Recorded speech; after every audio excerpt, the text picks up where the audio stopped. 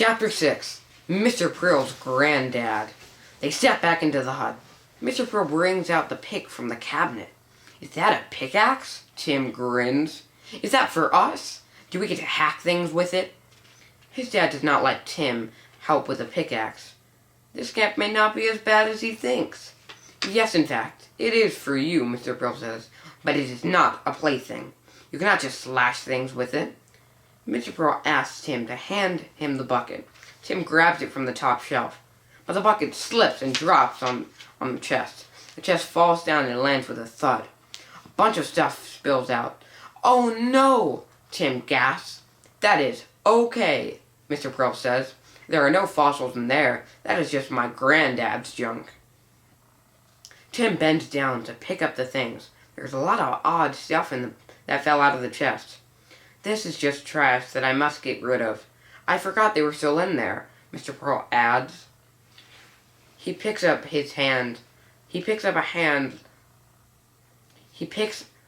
hand lens with lots of dust and sets it on the desk. "There's just a bunch of rubbish that rots in this chest. I will pack it up and drop it into the trash bin," he hums to himself. He picks up a red hat and a red top from the chest. It still smells like my granddad," he says. "He was the best. He got this land. He set up the big log cabin and his ranch." Mr. Prill dumps all the stuff back into the chest. "He was glad to get this ranch," Mr. Prill tells the kids. All went well until he hit a fossil that he was digging to plant crops. The kids can tell that Mr. Prill is sad. He felt that fossils were his calling. Mr. Prill adds, he got rid of all his ranch hands and quit planting crops. He shut down the whole ranch. Then he set up a camp for digging fossils. Kim picks up a small tin lockbox with lots of red rust spots. "What is this black box?" she asks. "Oh, that?" Mr. Prill shrugs. "That was my granddad's as well." Kim hands it back to Mr. Prill.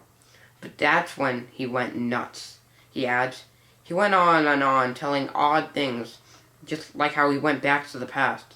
That he met a T-Rex, just odd things like that." Mr. Prill puffs the dust on the black box. He set up this box in the shed. He pleaded that it held the lock to past and its link to our day. Mr. Prill dumps the box back onto the chest with the rest. In the end, they had to lock him up in the clinic. "That is so sad," Tim says. "Yes, it is," nods Mr. Prill. "But that is not the topic of the day. Let us prep for the dig."